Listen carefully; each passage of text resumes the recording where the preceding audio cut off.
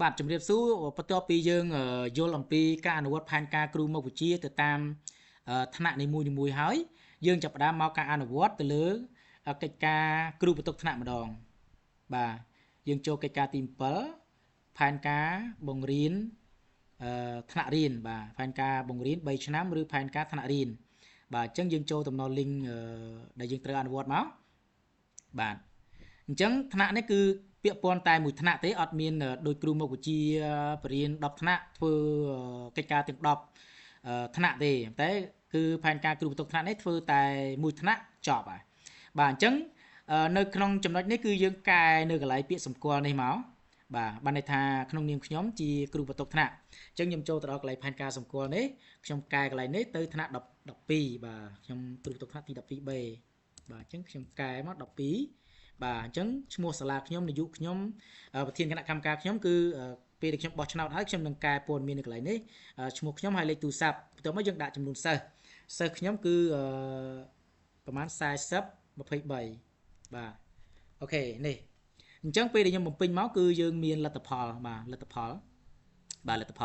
អញ្ចឹងយើងចាប់ផ្ដើមចូលទៅផែនការអឺ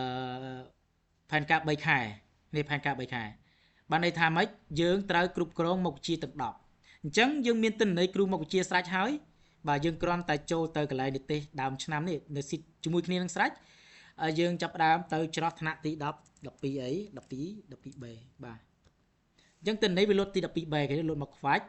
អញ្ចឹងយើងអត់ទៅខ្វល់ញ៉ៃញ៉ៃអានេះពាក់ព័ន្ធជាមួយនឹងការធ្វើផែនការសិស្សទេយើងចូលមកចំណុចនេះបាទនេះភាសាខ្មែរយើងគ្រាន់តែចម្លងបាទភាសាខ្មែរនេះយកទៅដាក់បាទ copy មកយើងទៅទិន្នន័យដើមឆ្នាំបាទនេះខ្មែរទី1ខ្មែរកន្លែងហ្នឹង pass special មក load អញ្ចឹងថ្នាក់ទី 12B នេះគឺមុខវិជ្ជាខ្មែរ 30% ប៉ុន្តែដូចខ្ញុំបានបញ្ជាក់ហ្នឹងសាលាខ្ញុំខុសពីសាលាផ្សេងទៀតលើកលែងតែសាលាជាប់ស្តង់ដារគំរូដូចគ្នាគឺសម្រាប់ 52% អញ្ចឹងខ្ញុំត្រូវបាទមកកន្លែងសម្គាល់ថ្នាក់នេះដោយសារចំនួនសិស្សរបស់ខ្ញុំយក40កាលណាដែលយើងបំពេញកន្លែងនេះ55អាចំនួនដែលយើងចង់បាននីតិ ABC គឺវាប្រែប្រួលតាមហ្នឹងតួយ៉ាងនេះ 52% 588តែខ្ញុំដាក់សិស្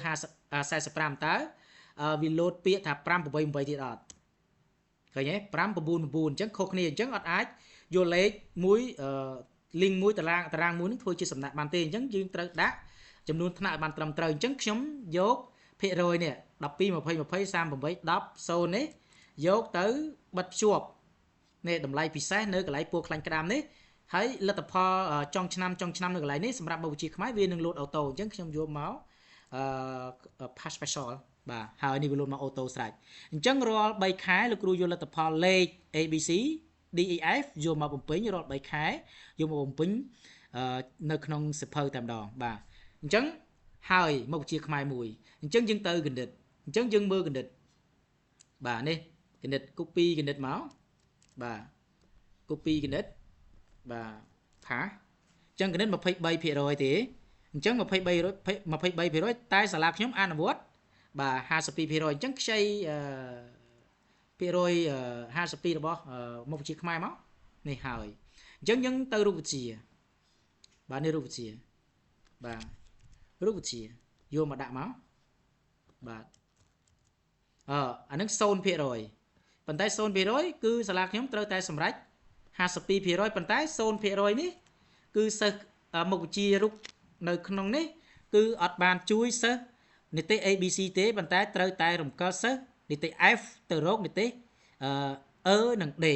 ឬក៏អាចឈានទៅដល់រក C ឬក៏ B បានបាទអូខេតោះយើងទៅជីវៈគីមីបាទគីមីនេះគីមីបាទយើងមើលអ្នកណាដែលខ្ពស់ជាងក្រុមគោលដៅអញ្ចឹងគីមីដាក់មកអញ្ចឹងយើងសាំមើលគីមីបានភាគរយ33ទេ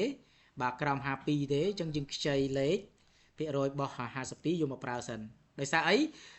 លេខដែលខ្ញុំបញ្ជាក់ copy ដាក់នេះគឺជាទិន្នន័យភាគរយរបស់សិស្សថ្នាក់ហ្នឹងឯងដែលមានចំនួនប្រមាណ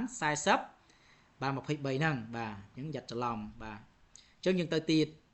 យើងទៅជីវៈបាទយើងមើលជីវៈ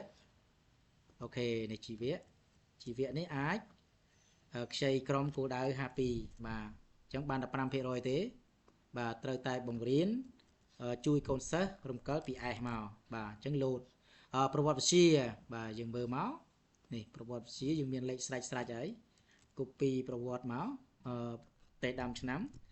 មកបានតែ13ទេអាហ្នឹងគឺក្រោម52អញ្ចឹងខ្ចីបាទក្រុមគោលដៅនឹងមកបាទដាក់ចូលពលរដ្ឋបាទពលរដ្ឋយើង copy ABC មកជាពលរដ្ឋរបស់ថ្នាក់នឹងមកយើងដាក់ Ctrl V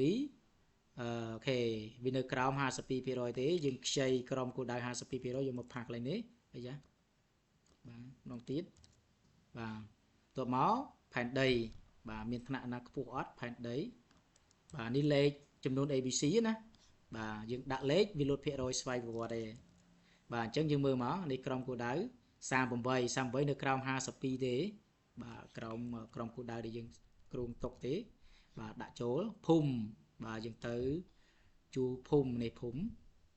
បាទភូមិ copy មកយើងមកដាក់ទិន្នន័យដើមឆ្នាំ control special បាទ8-13% ទេយើងខ្ចីសិតតែ 52% ប៉ុន្តែយើងអាចជួយសិស្សនិទេស ABC បានទេប៉ុន្តែយើងទៅជួយសិស្សនិទេស F បាទនិទេស S ឲ្យទៅរកកាន់និទេស D និង E អញ្ចឹងយើងយកបរទេសបាទបរទេសនេះខ្ពស់ហ่าបាទអាចលើសក្រុមគោលដៅ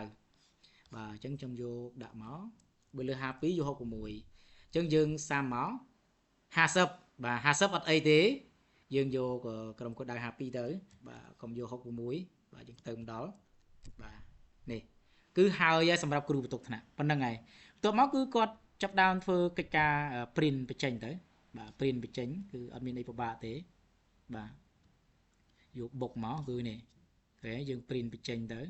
វិខ្ចប់មកហើយជាការស្រេចហើយទិន្នន័យណាដែលយើងអត់ចង់បានយើងដក click ចេញទៅបាទនេះគឺពាក្យព័ន្ធជាមួយនឹងផែនការរបស់គ្រូបន្ទុកថ្នាក់បាទខ្ញុំសូមបញ្ជាក់ខ្លីប៉ុណ្ណឹង